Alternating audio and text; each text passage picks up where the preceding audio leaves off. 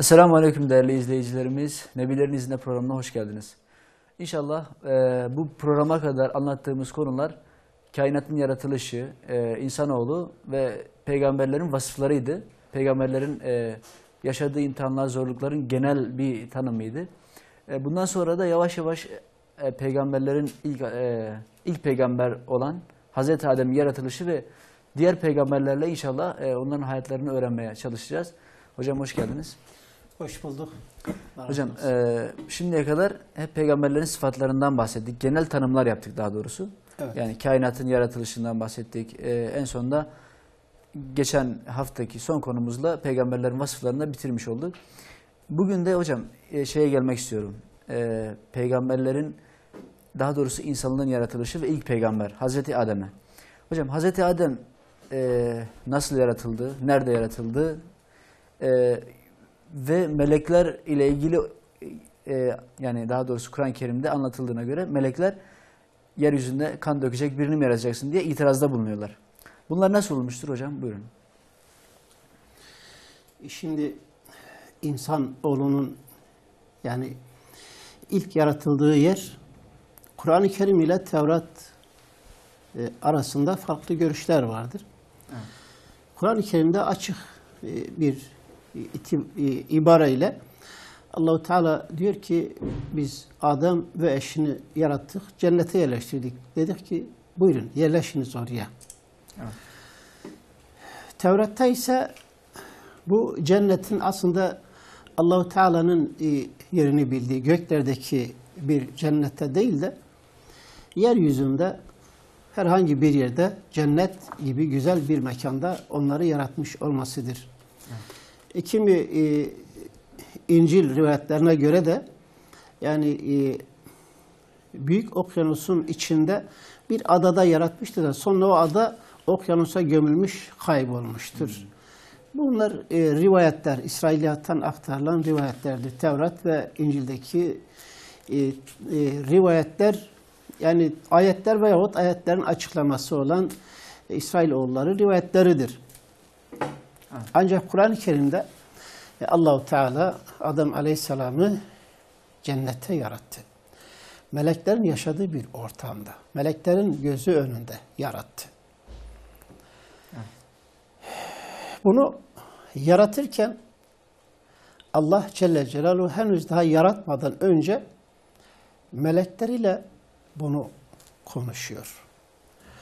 Ayet-i Kerime'de Bakara suresinde zaten Adem Aleyhisselam'la ilgili ilk kısa oradan başlıyor. Euzubillahimineşşeytanirracim. Bismillahirrahmanirrahim. Ve iz kâle rabbuke lil melâiketi inni câilun fil ardı halife. Hani bir zaman Rabbin meleklere şöyle demişti. Ben yeryüzünde bir halife yaratacağım. Evet. Bir halife yaratacağım. Yani insan yaratacağım. Şimdi halife nedir? Allah-u Teala niçin ben insan yaratacağım veyahut Adem yaratacağım demiyor da bir halife yaratacağım. Yani bunun demek ki yaratılacak olan bu insanın görevi çok önemli bir şeydir. Halifedir. Yani yeryüzünde Allah-u Teala adına tarafından özel görevlendirilmiş olan bir varlıktır. Allah adına orada bir takım icraatlarda bulunacak, onun bir takım sıfatlarına haiz olarak bir takım faaliyetler yürütecek bir varlıktır. Önder bir varlıktır. Bunu duyan melekler itiraz ediyorlar. قَالُوا اَتَجْعَلُ ف۪يهَا مَا يُفْسِدُ ف۪يهَا وَيَسْفِكُ الدِّمَاءِ. Dediler ki, ey Rabbimiz, orada fesat çıkaracak ve kan dökecek birini mi yaratacaksın? Fesat çıkaracak ve kan dökecek birini mi yaratacaksın diyorlar. Yani hocam burada fesat çıkaracak biri demeleri nereden biliyorlar fesat çıkaracak biri olmasını? Şimdi bu kelimeler üzerinde Kur'an-ı Kerim'in tabi tefsirlerde böyle uzun uzadıya izahatları vardır. Evet. Ayrıca müfessirlerin farklı görüşleri vardır. Yani başta Allahu Teala neden Adem diyor? Adem demiyor da halife diyor yani. Adem kelimesi aslında yeryüzü demektir, toprak demektir. Sözlük manası odur. Çünkü yani insanoğlu topraktan yaratılmıştır. Dolayısıyla ilk insanın ismi olmuştur. Alem ismi, özel ismi Adem olarak konulmuştur. Topraktan yaratıldığı için. Evet. Bu topraktan yaratılan bir mahluk Allahu Teala'nın kendi ruhundan ona üflemesiyle insan suretini almıştır yani. Yoksa topraktan böyle yapılmış bir çamur. Mahiyeti bir çamur. Evet. Toprak ve sudan müteşekkil bir varlık, bir cisim. Ama Allah kendi ruhundan üflemesiyle can almış, etle kemiğe bürünmüş, insan oluvermiştir. Evet. Bu insanın kendi asıl maddesinden değil de Allah-u Teala'nın onun icra edeceği vazifeden önemine binaen yeryüzü halifesi demiştir. Çünkü bu insan yeryüzüne halife olarak yaratılıyor. Yani yeryüzüne halife olarak gönderilecek bir varlık. Daha önce deniliyor ki yeryüzünde insan oğlundan önce Allah-u Teala birçok mahluk yaratmıştı. Bunu İsrail oğulları kaynaklarında geniş böyle bir şeyi vardır. Bir yelpazası vardır. Yani Allah-u Teala insanlardan önce, daha önce bir insan gibi bir mahluk yaratmıştır. Ve o cinleri Allah yeryüzüne halife olarak cinleri görevlendirmiş. Ama cinler yani yeryüzünde bu vazifeyi icra edememişler. Fesat çıkarmışlar, kan dökmüşler. Bunun için zaten melekler yani itiraz ederken Allah'ım biz sana hamd ve takdiste bir kusur etmezken böyle burada sana ibadet eder dururken neden böyle bir şeye ihtiyaç vardır yani? Ne kadar ibadet istersen biz sana yaparız. Yani seni yüceltiriz. İstediğin kadar sana yani ibadet ederiz. Hamd ederiz, takdis ederiz seni. Ama böyle bir yaratığa neden yani? Böyle soruyorlar. Bu bir itiraz değildir aslında meleklerin. Yani Allahu Teala'ya karşı yani bir isyan değil. Neden böyle yapıyorsun? Bir itiraz değildir. Mahiyeti öğrenmektir. Bilgi edinmektir. Çünkü meleklerin ruhunda yani Allahu Teala'ya karşı bir isyan söz konusu değil. Melekler yaratılışı itibariyle Allahu Teala'nın emirlerine harfiyen itaat ederler ve onun ismini zikretmekle, ona ibadet etmekle yani meşguldürler. Bundan gıdalanıyorlar, hoşlanıyorlar, huzur buluyorlar. İsyan onlar için söz konusu değildir. Sadece Allah'ın yapın dediğini yaparlar, yapmayın dediğini yapmazlar. Böyleyken bunlar neden acaba yani etec'alu men yufsidu fiha ve yasfiku dima? Ya Rabbi, yeryüzünde fesat çıkaracak ve kan dökecek birini mi yaratıyorsun? Bunu nereden bilmişler? Yani henüz daha yaratılmadan Allahu Teala ben böyle bir varlık yaratacağım yani demesiyle bunlar nereden biliyorlar ki bu kan dökecek, fesat çıkaracak? İşte bunu müfessirler arasında farklı görüşler var bu ayet hakkında. Yani kimisine göre yani Allahu Teala daha önce böyle birini yaratmıştı. Onlar kan dökmüştü, fesat çıkarmıştı. Ondan dolayı böyle bir daha birinin yaratılmamasına yani düşünüyorlardı yani melekler. Evet. Deniliyor ki cin tayfası böyle bir görevle görevlendirilmiş ve sonra bunlar yeryüzünde fesat çıkarmışlar, kan dökmüşler. İblis denilen mahluk, o da onlardan biri olarak kendi etrafında topladığı bir orduyla onlara karşı savaşmış, zafer kazanmış. O asi olanları hepsini katletmiş ve yani isyanı bastırmış. Böyle bir güzel görevi başardığı için de Allahu Teala onu melekler arasına almış. İblis meleklerle aynı ortamı paylaşıyordu. Meleklerle birlikte kalıyordu yani. Dolayısıyla bir yönüyle de kimi müfessirlere göre yani melekler aslında yeryüzüne halife olma liyakati libiste görüyorlardı. Evet. İbliste. Yani böyle biri vardır. Aslında bunun hakkıdır. Yani aslında yani yeryüzündeki fitneyi, fesadı bu önlemiştir. Bu olayı bastırmış. İsyanı bastırmış. Artık yani bu icazeti buna, bu tapuyu buna verilmesi lazım. Evet. Böyle düşünüyor da olabilirler. Ama bunun hikmetini öğrenmek için neden? Yani Allahu Teala yani buna vermiyor da başkasına bunu veriyor. Veyahut bunun için, bu vazife için başka birilerini yaratıyor Allah Celle Celaluhu. O yüzden melekler bunu sormuşlar. Yani başkası gelir yine kan döker. Veyahut melekler olsun, cinler olsun.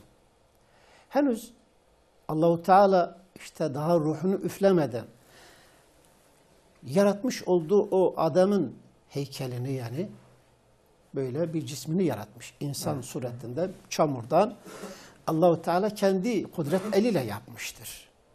Biz onu kendi elimizle yaptık diyor. Yani kendi kudretimizle yaptık. Vücudunu, o şeklini kokuşmuş bir çamurdan yarattık buyuruyor Allah.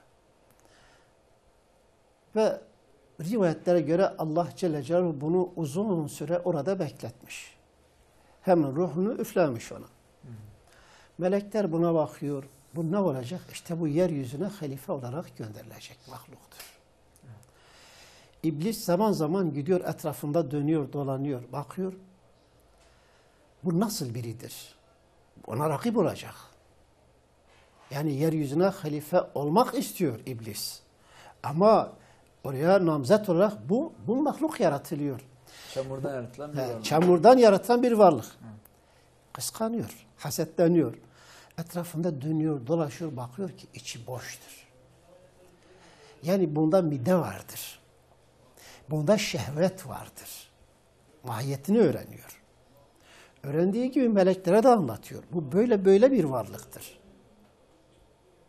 Yani bunda nefis vardır. Midesini doldurmak için bir şeylere muhtaç olacak. Muhtaç olduğu şey hakkında birileriyle boğuşacak. Ben bunu kapayım, yok sen değil benimdir. Veyahut şehvetini tatmin etmek için bir şeylere düşkün olacak. Meftun olacak. Meftun olduğu şeye başkaları da talip olabilir. İşte orada olay çıkar. Fitne oradan başlar, fesat oradan çıkar. Dolayısıyla yeryüzünde fesat çıkarılacak, kan dökülecek diye hemen başta oradan fitne yapmaya başlıyor yani hemen. Ama melekler onun çok yüce bir varlık olduğuna inanıyorlardı. İblisin değil mi hocam? Tabii. O kadar güzel ibadet ediyordu. O kadar yani Allahu Teala'nın isimlerini, sıfatlarını öyle bir zikrediyordu. Melekler onun ibadetine hayrandı. Bunun yeryüzü halifesi olacağına da inanıyordu, olabilir. Bu bir ihtimaldir. Ancak Allahu Teala meleklerin işte bu itirazları üzerine قالوا أتجعل ما يفسد فيها ويسفك الدماء قال إني أعلم ما لا تعلمون. Allah Celle Celaluhu buyurdu ki sizin bilmediğiniz şeyler var ki onu ben bilirim. Evet. Sizin bilmediğiniz şeyler var. Ancak o bilmediğinizin sırrını, hikmetini, mahiyetini onu ben bilirim. Bunlar nedir? Meleklerin bilmediği şeyler zamanla ortaya çıkacak. Yani Allahu Teala İblise Adem'e secde et emrini verdikten sonra iblisin ne olduğu o zaman ortaya çıkacak. O zaman aslında onun da büyük bir hasetçi, ikinci olduğu. Yani iblisin o güne kadar bir imtihan geçirmedi. Yani gerçekten yaptığı ibadetlerin Allah için mi? Kendine yer yapmak için mi?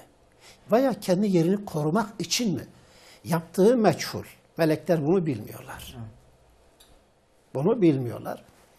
Allahu Teala meleklere bunu göstermek için iblisi de bir imtihana tabi tutuyor. Ve hem de Adem'in de yüce bir varlık olduğunu, faziletli bir varlık olduğunu onlara göstermek de istiyor. Ne yapıyor? Estağfirullah. وَعَلَّمَ آدَمَ الْأَسْمَاءَ كُلَّهَا deniliyor. Biz ona bütün isimleri öğrettik. Biz Adem'e bütün isimleri öğrettik. Şimdi burada Allahu Teala hemen Adem'e isimleri öğrettik diyerek başlıyor. Nasıl üfledi, nasıl canlandı olayın detayına girmiyor. Kur'an-ı Kerim bu gibi şeyleri boşlukları geçerek mefhumu verdikten sonra asıl anlatılması gereken yerden başlıyor. Zaten Allahu Teala ben bunun için yaratacağım. Sizin bilmediğiniz bir şeyler vardır. Onu sonra göreceksiniz derken bir de Adem'in ne olduğunu onlara gösteriyor. Ve alleme Adem'el esma'e kullaha. Bütün isimleri Allah Celle Celaluhu Adem'e öğretti. Bütün isimler. Yani bütün dilleri, bütün mantıkları öğretti Adem Aleyhisselam'a. İsim, esma, isimler demektir. Eşyanın isimleri. Dil demek, eşyanın isimleri demektir. Eşyanın isimleri. Ağaç, taş, toprak, su, ateş gibi maddelerin isimleri. Zaten insan eşyanın isimlerini biliyor. O eşyanın ismini birine söylediği zaman o da anlıyorsa bu bir dildir. Fiil ve harf isme bağlı olarak anlam kazanıyor. Kendi başına anlam kazanamıyorlar. Yani kelam, söz, dil bir isimden, bir fiilden, bir harften, bir edattan oluşuveriyor. Bütün dillerde böyledir. Hocam burada özellikle araya girmek istiyorum. Belki ileride daha geniş de anlatılacak. Allahu Teala Adem'e bütün isimleri öğrettik diyor. Yani bir ilim öğrettik diyor aslında orada. Ve Adem de bir ilimle donanmış halde geliyor yeryüzüne. Evet. Ondan sonraki insanlar da doğal olarak böyle geliyor. Pekala bugün günümüzde materyalist zihniyetin hani daha doğrusu yani şu anda insanın maymundan geldiğini iddia eden, yani maymun akılsız bir varlık, gittikçe olgunlaşan ve günümüzde hani belki zirvesini yaşadığı bir duruma gelmiş diyor. Bu nasıl değerlendirilir? Bu materyalist bir zihniyetin versiyonu. Yani Allahu Teala insanoğlunu yaratırken bu ayetin hükmüne göre ilmin zirvesinde yaratmıştır. İlimle donatarak yeryüzüne indirmiştir. Böyle cahil, vahşi bir varlık değil, haşa. Ama tabii bunlar insanın bir hayvan devresi yaşadığını, sonra yavaş yavaş evre geçirerek bazı teknik şeyleri geliştirdiğini, yaşama biçimi hayvanların yaşamasından farklı olarak yavaş yavaş bir şekil, bir mahiyet kazandığını söyleyip bir takım teoriler üretmişler, uydurmuşlardır. Bunlar aslında yani Allahu Teala'nın insanın yaratıcısı, halıkı olduğuna inanmıyorlar. Evet. Yani insanın bir ilahın kulu, bir Rabbin kulu olduğuna öyle bir Rabbe inanmıyorlar ki. İnsan kendi kendine yaratılmıştır. Tabiatperest insanlar. Her şeyin kendi kendine böyle başıboş olarak yaratıldığına sözde inanan insanlar. Evet. Aslında bunların öğrendiği müsbet ilim, teknik, fen bu teoriyi asla kabul etmiyor. Çünkü akla dayanarak bütün teorilerini yani bir yere oturtuyorlar. Ama akıl bunu kabul etmez. Hiçbir zaman akıl yani akıllı bir varlığın akılsız bir varlıktan doğduğunu kabul etmez.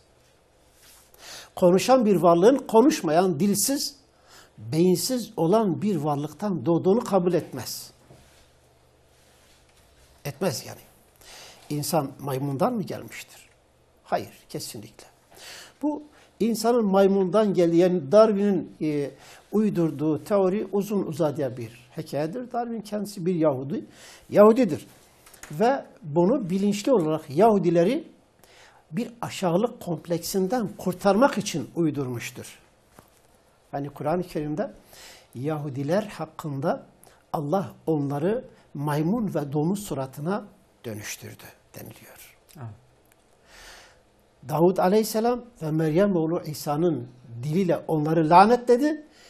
Kimilerini maymun suratına, kimilerini de domuz suratına dönüştürdü. Evet. Şimdi o maymun suratına dönüşen Yahudilerin ve maymun olarak ölen insanların, maymuncasına ölen insanların kafa taslarını bulmuş olabilirler.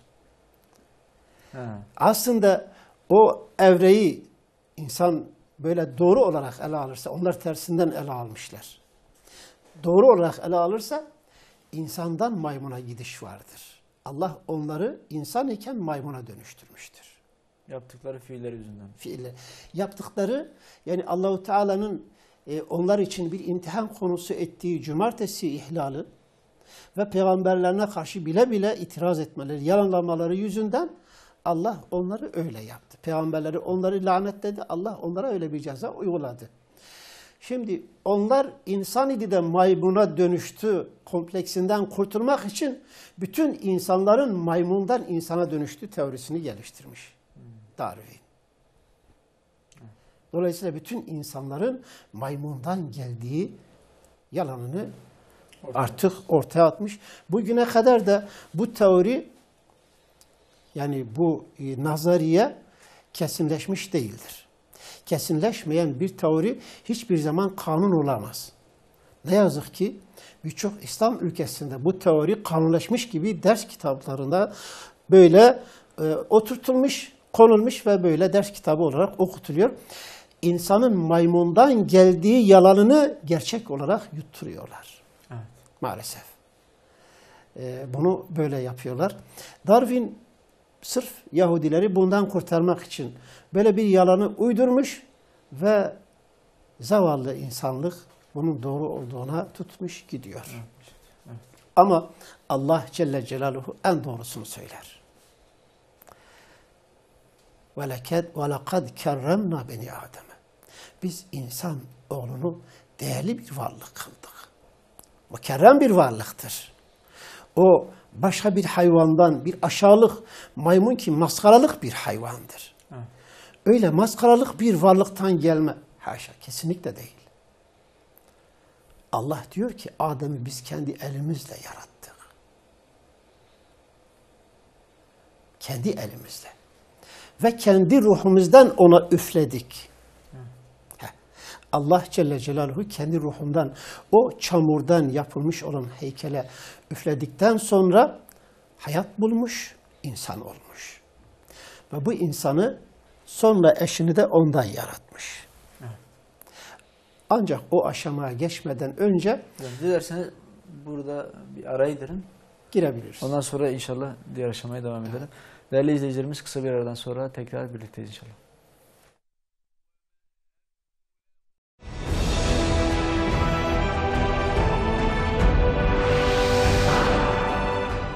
Evet değerli izleyicilerimiz, kısa bir aradan sonra tekrar beraberiz.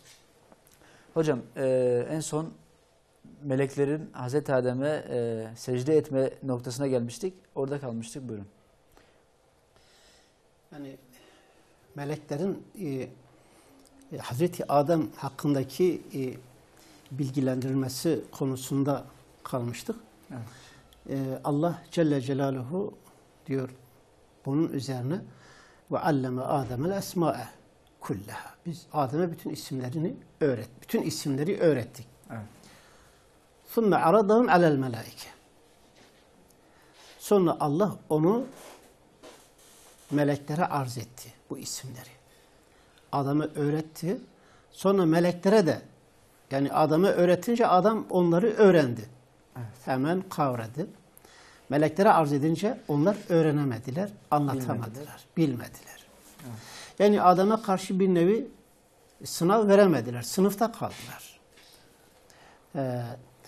قَالُوا سُبْحَانَكَ لَا عِلْمَ لَنَا اِلَّا مَا عَلَّمْتَنَا اِنَّكَ اَنْتَ الْعَلِيمُ الْحَكِيمُ. Evet. Dediler ki, ey Rabbimiz, sen noksan sıfatlardan, kusurlardan münezzehsin. Senin bize öğretmediğini biz bilemeyiz ki. Sen ancak bize öğrettiğin şeyleri biz bilebiliriz. Evet. Şüphesiz ki sen her şeyi en iyi bilen hüküm ve hikmet sahibisin. Yani her şeyin hikmetini, sırrını ancak sen bilirsin, biz bilemeyiz. Yani Adem oğlu denen işte bu yeryüzü halifesi hakkında bizim tasavvurlarımız böyleydi. Biz böyle biliyorduk. Ama işin gerçeğini, iç yüzünü, sırrını ancak sen bilirsin. Bu senin ilmin, ezeli ilmin dahilindedir. Ve biz yani haşa seni böyle yani niye yanlış yapıyorsun gibisine bir eleştirmekten yani tenzih ederiz. Yani böyle bir şey haddimiz değildir. Mazeretlerini beyan ettiler. Özür dilediler bir nevi. Çünkü yani Adem onlara karşı üstünlüğünü ortaya koydu. Allah Celle Celaluhu ona öğrettiği isimleri sonra dedi ki anlat bunu onlara. Kâle enbi'hum bi esma'ihim. Onların isimlerini kendilerine anlat. Felemma enbe'ehum, ne zaman ki Adem bütün bu isimleri birer birer onlara anlattı. İşte Adem'in asıl değeri o zaman ortaya çıktı. Allahu Teala çok kabiliyetli, çok yetenekli, çok yönlü düşünen, kavrayan bir yaratık yaratmıştır. Bizim de ona teslim olmamız lazım. Yani buradaki secde de zaten ileride açıklayacağız. Bir nevi ona saygı göstermektir. Yani ibadet anlamında değildir. Yani Adem Aleyhisselam'ın üstünlüğü ortaya çıktıktan sonra bu defa Allahu Teala onlara secde yani etme emrini ferman buyuruyor. Evet. Sonra hocam melekler secde ettikten sonra İblis de tabi iblise de secde etmesini buyuruyor. Daha sonra iblis karşı çıkıyor değil mi hocam? Tabi. Yani Allahu Teala buyuruyor ki biz Adem'e kendi ruhumuzdan üfledikten sonra yani Adem artık insan suretine girdikten sonra, yaratıldıktan sonra ve bu sınavı verdikten sonra, üstünlüğünü ortaya koyduktan sonra biz meleklere dedik ki ona secde ediniz. Evet. وَاِذْ قُلْنَا لِلْمَلَائِكَةِ اسْجُدُوا لِآدَمَ. Hani o zaman ki biz meleklere dedik ki Adem'e secde ediniz. فَسَجَدُوا. Hemen secde ettiler. Melekler hemen Allah ferman buyurur buyurmaz secde ettiler. فَسَجَدُوا illa iblise. Ancak iblis. Eba ve istekbara. O bundan imtina etti, kibirlendi. Ve kâne minel kafirin. Kafirlerden oldu. Evet. İblis orada kafirlerden oldu. Yani aslında meleklerin daha önce Allahu Teala'nın benim bilip de sizin bilmediğiniz bir şey vardır dediği sır burada ortaya çıkıyor. Yani iblis gerçekten gizliden bir kafirdi de kafirliği gizliydi. Yani iblis nefsine tapmış olan biriydi. Nefsine tapmıştı. Evet. Allahu Teala'nın yüceliği için melekler arasında ibadet ediyor değildi. Yani kendine yer yapmak, yerini korumak için münafıklık yapıyordu. Münafıklık yapıyordu. Gizli kafirlik yürütüyordu. Nankörlük ediyordu. Ne zaman ki bu secde imtihanı ortaya çıktı, iblisin iç yüzü ortaya çıktı. Melekler, çünkü onların ruhunda isyan denen bir şey yok. Evet. Onlar sadece emre itaat ederler, yasağa uyarlar. Ama insanoğlu ve bir de cinler, başka bir ayet-i kerimede deniliyor ki bütün melekler secde etti ancak iblis müstesna. İnnehu kâne minel cinni. Çünkü o cinlerdendi. İblis cinlerden idi. Evet. Cinlerde de insan gibi nefis vardır, şehvet vardır. Yeme içme arzusunu giderme vardır, hırs vardır, öfke vardır. Yani insanı bir takım imtihanlara tabi tutacak nitelikleri vardır yani. Yani onu engelleyecek, onu sürükleyecek etkenler vardır. Evet. İnsanoğlu da öyledir. Yani insanda da bunlar vardır. Yani insanın bir iyi yönü olduğu gibi kötü yönleri de vardır. Allah insanı zaten farklı iki şeyden yaratmıştır. Değil mi? Evet. Yani çamurdan yaratmış, sonra kendi ruhundan ona üflemiş. Çamur aşağılık bir şey, bir madde. Yani insan o asıl maddesine böyle bu kokuşmuş çamura çektiği zaman kokuşmuş oluyor. Evet. Pis oluyor. En şerefsiz bir mahluk olabiliyor. İnsan denen mahluk, böyle bu şerefli olan mahluk bazen çok adileşebiliyor. Esfel-ü safiline gidebiliyor. Evet. Çünkü insanda zıtlar vardır. Cinlerde de öyle, şeytanda da öyle. İnsanın içindeki zıtlar nedir? Bir tarafı akıldır, imandır, ilimdir, irfandır. Sabırdır, güzel huylar, güzel melekler, melekeler vardır. Bir tarafta kötü huylar vardır insanda. Tıpkı hayvanlar gibi böyle nefsine, şehvetine düşkün, hırslı, öfkeli, azaplı bir mahluktur yani. Dolayısıyla bu iki yani zıt kutup karşı karşıya gelince insanda böyle dalgalanmalar oluyor. Bazen rahmanileşiyor, bazen şeytanileşiyor insan. Yani bazen şeytan gibi kötü hisleri ağır basınca insan bütün mahluklardan daha kötü olabiliyor. Evet. Ama yani insan melek gibi o iyi melekelerini kullanırsa, vahyin emrine kulak verirse, teslim olursa bu defa insan yüceleşiyor. İnsanın bir yönü de budur.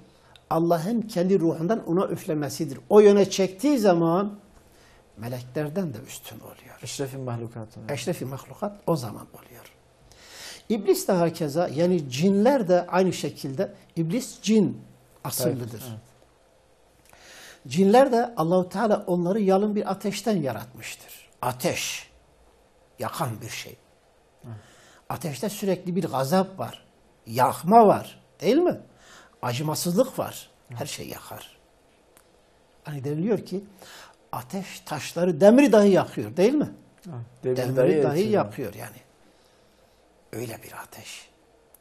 Taşları yakıyor, demiri yakıyor, her şeyi yakıyor. İnsanı da yakıyor. Evet. İşte bu sertlikten dolayı, bu katılıktan dolayı iblis, yani ateş asıllı olan iblis kendine güveniyor. Allahu Teala itiraz ediyor. Ya orada bir akıl oyunu oluyor haşa, değil mi? Allahu Teala ile ben ateşten yaratıldım, o topraktan ben ondan daha üstünüm gibi. Zaten orada yani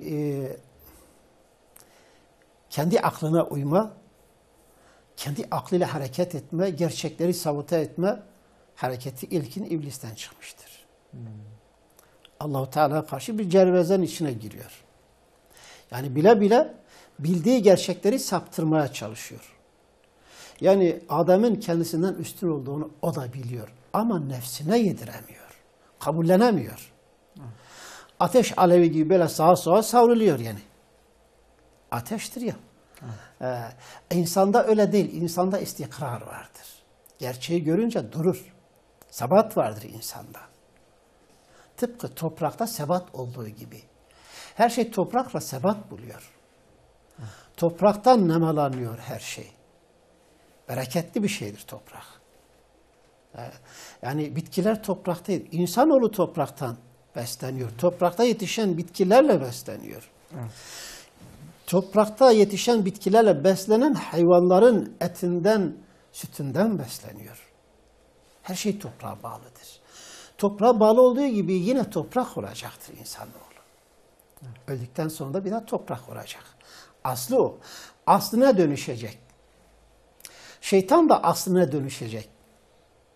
Cehenneme gidecek. Cehennem ateşiyle, oradaki cehennem ateşiyle buluşacak. Aslına gidecek yani şeytan. Evet. Şeytan ise işte onda bir istikrarsızlık var. Sebat yok. Ateşte sebat olmadığı gibi. Ateşten herkes bazen faydalanıyor olabilse de son derece ondan sakınıyor. Değil mi? Evet.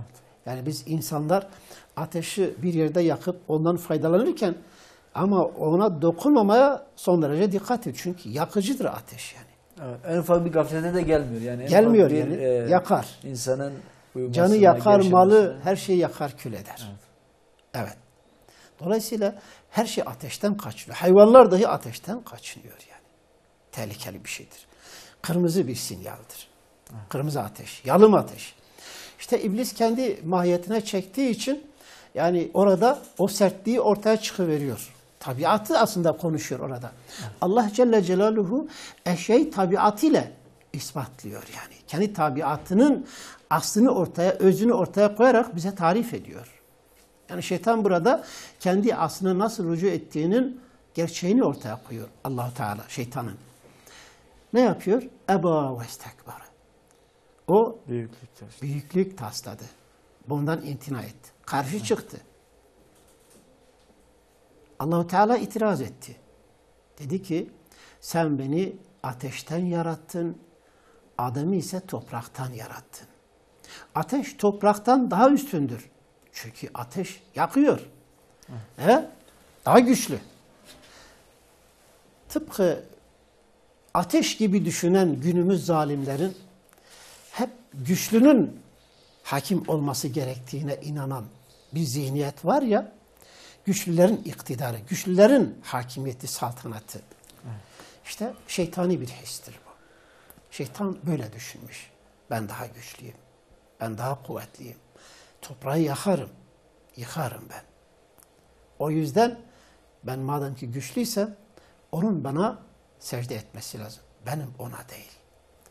Ama Allah-u Teala insanı öyle bir yetenekte yaratmıştır ki yumuşaktır, halimdir. Ama Allah-u Teala ona öyle bir irade vermiş ki en katıları dahi uysallaştırabilir. Verdiği akılla, iradesini kullanmakla, Allah-u Teala'nın ona verdiği akıl ve iradeyle ne yapıyor insan? Balık değildir. Balık gibi denizlerde yüzebiliyor. Kuş değildir. Kuşlardan daha büyük cisimleri havadan uçuruyor, götürebiliyor. Evet. Uzaya çıkabiliyor. İcat ettiği tekniklerle Allah-u Teala'nın peygamberlere gönderdiği vahiy gibi telefon şimdi kullanıyor. İleride daha neleri kullanacak? Evet. Allah insana bu bilgiyi vermiştir. Bu bilgiyle donatan Rabbimize şükretmeliyiz. Şükrederek ona secde etmeliyiz. Onun secde etmesini emrettiği, saygı göstermemizi söylediklerine saygı göstermeliyiz yani. Çünkü bunu bize ihsan eden Allah'tır. Yani bunu kendimizden ortaya koymuyoruz. Kendimiz bunun yaratıcısı, halıkı değiliz. Bu Allah'ın lütfudur, ihsanıdır. İnsana lütfetmiştir. İnsan bu sayede yani yeryüzünde halifelik yapabiliyor. Bütün varlıklara hakim olabiliyor. Halifeliği buradan meydana geliyor. Yani bütün mahluklara hakimdir. Hayvanlar ondan korkuyor. En vahşi canavarlar dahi insandan korkuyor. Evet. Hani bir darülmesel var. Diyorlar Arslan'a demişler ki sen neden insan korkusundan hep karanlık mağaralarda yaşıyorsun? Oysa ki onu bir yakalasan pençen ondan daha güçlü. Dişlerin bıçak gibi onları kırar, doğrar ortaya koyarsın. Evet. Ama ondan korkuyorsun. Sebebi nedir? Demiş ki ah kardeşim ya bu insan oğlu denen şey var ya ben ona yetişmeden onun zararı bana yetişiyor. Yani avcının ondan uzaktan onu vurduğunu söylüyor. Yani yetişemiyor ki insanda fen var, teknik vardır. Eskiden okla, mızrakla uzaktan vururlardı. Şimdi ateşli silahlarla vuruyorlar değil mi? Tabii. Bütün mahluklar insandan çekiniyor. Evet. Tırnağı zayıftır ama feni tekniği güçlüdür. Aklı vardır, iradesi vardır. Bütün hayvanatı kendi hizmetinde kullanabiliyor. Ki Allah-u Teala diyor, biz bütün bunları hatta göktekileri dahi insana musahhar kıldık. Yani gökteki varlıklar dahi Allah-u Teala onları insanın hizmetine sunmuş, insana hizmet etmek için. Ay, güneş, yıldızlar, evet. Bulut, rüzgar, her şey insana hizmet etmek için yaratılmış Allah'ın askerleridir, Allah'ın ordularıdır. Bunlar insanın yüceliğine secde ediyorlar, saygı gösteriyorlar. Meleklerin saygı gösterdiği gibi, secde ettiği gibi. Oradaki secde zaten ibadet maksatlı değil. Evet. Yani ona taparcasına ona secde etmek anlamında değildir. Onun büyüklüğünü kabullenmek, üstünlüğünü kabullenip ona saygı göstermek demektir. Onlar saygı gösterdiler, iblis saygı göstermedi. Saygı göstermedi, karşı çıktı. Allah-u Teala hemen onu dergahından atmadı. Bunun da bir hikmeti vardı. İleriki dersimizde inşallah Teala buna değineceğiz. Evet. Yani niçin Allah-u Teala hemen onu kovmadı? Onunla Adem arasındaki mücadele daha devam edecek. Allah-u Teala ikisini de daha birçok alanda, birçok ortamda karşı karşıya getirecek. Evet. Ondan sonra Allah Celle Celaluhu Adem'i ve eşini cennete yerleştiriyor. Adem'e eşini yaratıyor.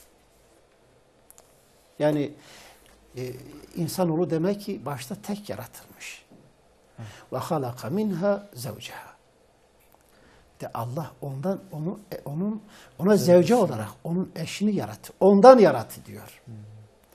Ondan yarattı derken de yani Tevrat'tan gelen bilgiye göre ve sahih bir hadis-i şerif de vardır. Buhari ve Müslim'de geçiyor hadis. Allah Celle Celaluhu Adem'in eşini yani Havva'yı onun kaburga kemiğinden yarattı. Bir eğik bir kemik bir kaburga kemiğinden yarattı.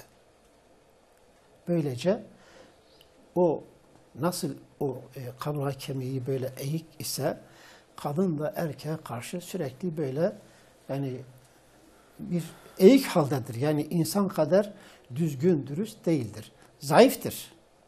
Erkek kadar yani. Erkek kadar güçlü değildir. İradesi erkek kadar güçlü değildir. Aklı dahi erkek kadar yeterli değildir. Evet. Çünkü yani Allah Celle Celaluhu buyuruyor. Bu kadın için bir aşağılık, bir eksiklik değildir. Yani Allahu Teala ona yani çocuk doğurma, çocuk bakımı, hizmeti ona yüklediği için kafası sürekli onunla meşgul olduğu için insan kadar aklını başka işlerde kullanamaz. O imkanı bulamaz. Akıl melekesi, düşünce dünyası fazla gelişmediği için de insan kadar eşyaya vakıf olamaz. İnsan Bazı kadınlar erkek olabilir. kadar değil mi hocam? Erkeği kastediyoruz yani. Tabii. Yani erkek kadar vakıf olamaz. Dolayısıyla yani alimler Kur'an-ı Kerim'de diyor yani Allah Celle Celaluhu yani iki kadının şahitliği bir erkeğin şahitliğidir. Çünkü onlar zaman zaman unuturlar. Biri unutursa diğeri ona hatırlatır. Biri unutursa diğeri hemen ona hatırlatır diye ikisi birbirini iki kadın bir erkek kadar şahitlik yapabilirler yani. Evet. Daha önce de söylemiştik yani Allahu Teala kadınlardan peygamber de göndermemiştir. Çünkü yani bu iş için güçlü birinin olması lazım. İradesinin böyle güçlü olması lazım. Hakkından gelebilmesi lazım. Biraz cesur olması lazım. Biraz güçlü olması lazım. Evet. Bu sıfatlar çoğunlukla erkekte olduğu için Allah-u Teala bu ehliyeti erkeğe vermiştir. Ama kadın da sürekli onun yardımcısıdır. Çünkü nihayetinde ondan yaratılmıştır. O da insandır. İnsandan ayrı bir şey değildir. İnsanın kendisidir.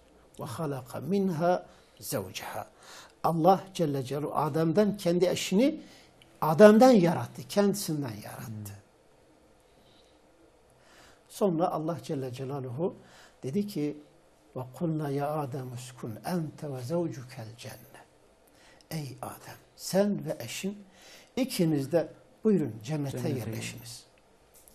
فَكُلَا مِنْهَا رَغَدًا حَيْثِ شِئْتُمَا Cennetteki nimetlerden, istediğinizden, hangisinden yiyorsanız buyurun, yiyin, afiyetle yiyin. Evet. Nasıl isterseniz öyle yaşayın. Hocam, ancak bir ağacı yasaklıyor. Artık arada konumuzun sonuna geliyoruz. Devamını inşallah Teala gelecek dersimizde devam edeceğiz. İnşallah. Hocam, şunu da sormak istiyorum. İblis o kıyası yaptıktan sonra işte ben ateşten, o topraktan yaratılmış, ben ondan daha üstünüm iddiasını ortaya attıktan sonra neler gelişti? Onları da kısaca bir anlatırsanız ondan sonra inşallah. O sonraki, şimdi Allahu Teala yani onları cennete yerleştiriyor. Sonra iblisle adam arasındaki mücadele devam ediyor. Bu iç mesele devam ediyor. Nihayet yani iblis iblisliğini ortaya koyduktan sonra da Adem Aleyhisselam'ı cennetten attığı gibi iblisi de o zaman atıyor. Evet. Onu o zaman başka bir ayet-i konularına- kerimede zaten gelecek. Yani iblis Adem'e karşı üstünlüğünü ortaya koymak isteyince yani Allahu Teala bunun bir hak olmadığını yani iblisi azarlıyor. O ayrı bir konudur. Evet. O zaman Bir onu sonraki inşallah bölümde ileriki inşallah bölümlerimizde- Teala ona da gireceğiz. Yani. Tamam o zaman. Hocam çok teşekkür ederiz. Allah razı olsun. Cümlemizden. Evet değerli izleyicilerimiz, bugün de programımızın sonuna geldik. Gelecek hafta buluşmak dileğiyle Allah'a emanet olun. Esselamu Aleyküm ve Rahmetullahi ve Berekatuhu.